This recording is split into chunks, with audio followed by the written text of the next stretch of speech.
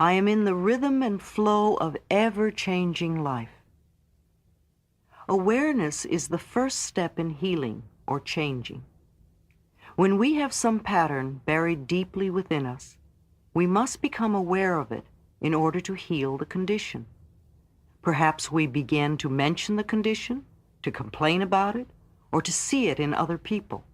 It rises to the surface of our attention in some way, and we begin to relate to it. We often attract a teacher, a friend, a class or workshop, or a book to ourselves that begins to awaken new ways to approach the dissolving of the problem.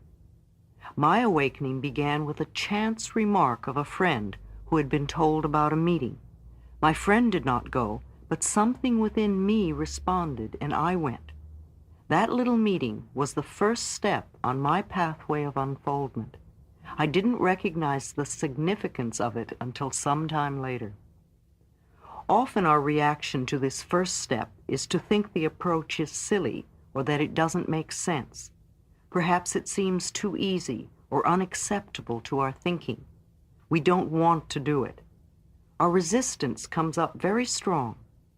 We may even feel angry about the thought of doing it. Such a reaction is very good if we can understand that it is the first step in our healing process. I tell people that any reaction they may feel is there to show them they are already in the process of healing or changing. Many people think nothing is happening until the total healing takes place, but that is not true. The process begins the moment we begin to think about making a change. Impatience is only another form of resistance. It is resistance to learning and to changing. When we demand that it be done right now, completed at once, then we don't give ourselves time to learn the lessons involved with the problems we have created. If you want to move to another room, you have to get up and move step by step in that direction. Just sitting in your chair and demanding that you be in the other room will not work. It's the same thing. We all want our problems to be over with, but we don't want to do the small things that will add up to the solution. Now is the time to acknowledge our responsibility in having created the situation or condition. I'm not talking about having guilt, nor about being a bad person for being where you are. I am saying to acknowledge the power within you that transforms your every thought into experience. In the past, we unknowingly used this power to create things we did not want to experience. We were not aware of what we were doing. Now, by acknowledging our responsibility, we become aware and learn to use this power consciously in positive ways for our benefit. Often when I suggest a solution to the client, a new way to approach a matter of forgiving the person involved, I will see the jaw begin to clench and jut out and the arms cross tightly over the chest. Maybe even fists will form. Resistance is coming to the fore, and I know we have hit upon exactly what needs to be done. We all have lessons to learn. The things that are so difficult for us are only the lessons we have chosen for ourselves. If things are easy for us, then they are not lessons, but are things we already know. Lessons can be learned through awareness. If you think of the hardest thing for you to do and how much you resist it, then you're looking at your greatest lesson at the moment. Surrendering, giving up the resistance, and allowing yourself to learn what you need to learn will make the next step even easier. Don't let your resistance stop you from making the changes. We can work on two levels, looking at the resistance and still making the mental changes. Observe yourself. Watch how you resist, and then go ahead anyway.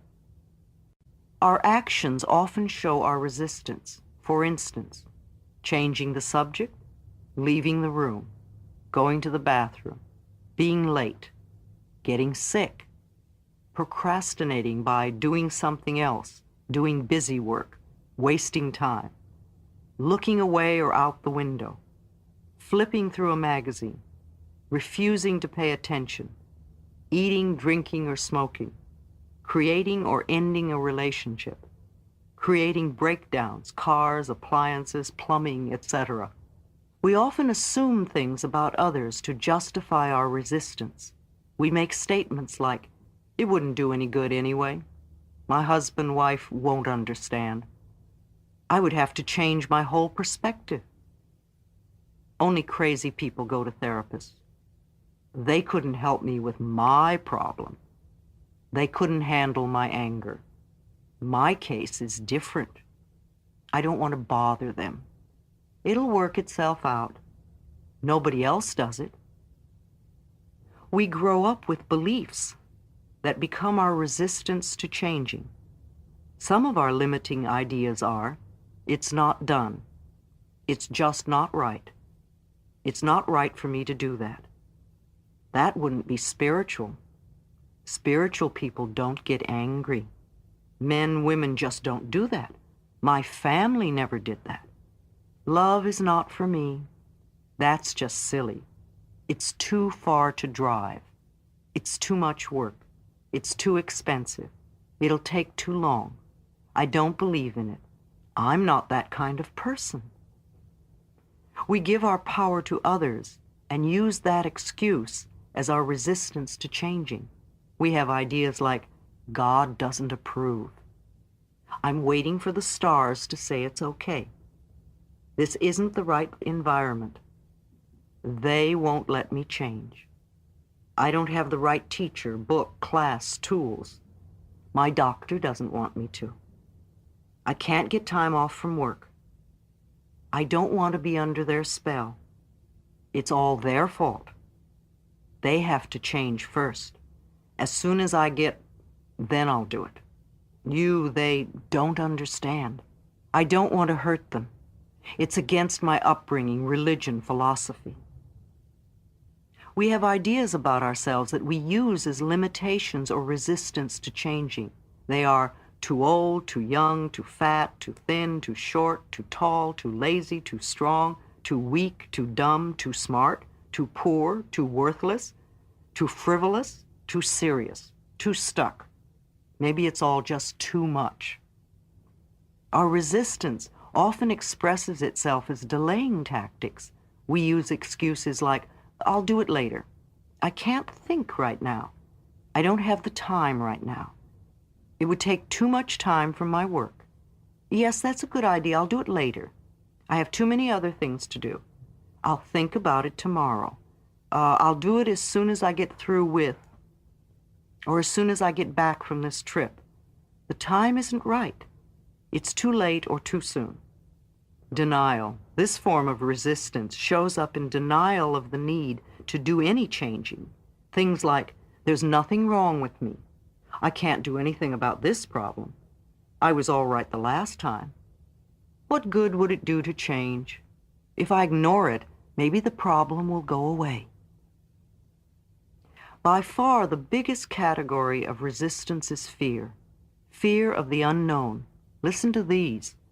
I'm not ready yet. I might fail. They might reject me. What would the neighbors think? I don't want to open that can of worms. I'm afraid to tell my husband or wife. I don't know enough. I might get hurt. I may have to change. It might cost me money. I would rather die first or get a divorce first. I don't want anyone to know I have a problem. I'm afraid to express my feelings. I don't want to talk about it. I don't have the energy. Who knows where I might end up? I may lose my freedom. It's too hard to do. I don't have enough money now. It might hurt my back. I wouldn't be perfect. I might lose my friends. I don't trust anyone. It might hurt my image. I'm not good enough. And on and on and on the list goes. Do you recognize some of these as the way you resist? Look for the resistance in these examples. A client came to me because she was in a lot of pain. She had broken her back, her neck, and her knee in 3 separate auto accidents. Yet she was late, got lost, and then was stuck in traffic. It was easy for her to tell me all her problems, but the minute I said, "Let me talk for a moment," all sorts of turmoil began. Her contact lenses began to bother her. She wanted to sit in another chair. She had to go to the bathroom. Then her lenses had to come out. I could not keep her attention for the rest of the session. It was all resistance. She wasn't ready to let go and be healed. I discovered her sister also had broken her back twice, and so had her mother. Another client was an actor, a mime, a street performer, and quite good at it. He bragged at how clever he was at cheating others, especially institutions. He knew how to get away with almost anything, and yet he got away with nothing. He was always broke, at least a month behind in the rent, often without a telephone. His clothes were tacky, work was very sporadic, he had lots of pains in his body, and his love life was zilch. His theory was that he couldn't stop cheating until some good came into his life. Of course, with what he was giving out, no good could come into his life. He had to stop cheating first. His resistance was that he was not ready to let go of the old ways. Leave your friends alone. Too often, instead of working on our own changes, we decide which of our friends needs to change. This, too, is resistance. In the early days of my work, I had a client who would send me to all her friends in the hospital. Instead of sending them flowers, she would have me go to fix up their problems. I would arrive with my tape recorder in hand, usually finding someone in bed who didn't know why I was there or understand what I was doing. This was before I learned never to work with anyone unless they requested. The desire to change is often met with resistance in the mind. It could be a simple thought, or rather just not wanting to do it, or the idea of the patience required for the change to occur. Because if the people do want to experience change in their life, they want it to happen fast or not at all. Alas, that too is resistance. The concept of change has to do with the lessons learned. It is a step-by-step process which cannot happen overnight. But when you train your brain to start fighting the resistance that it puts up, change will slowly but surely happen. Well, I hope you guys enjoyed the video, and do make sure to share your thoughts with us in the comment section.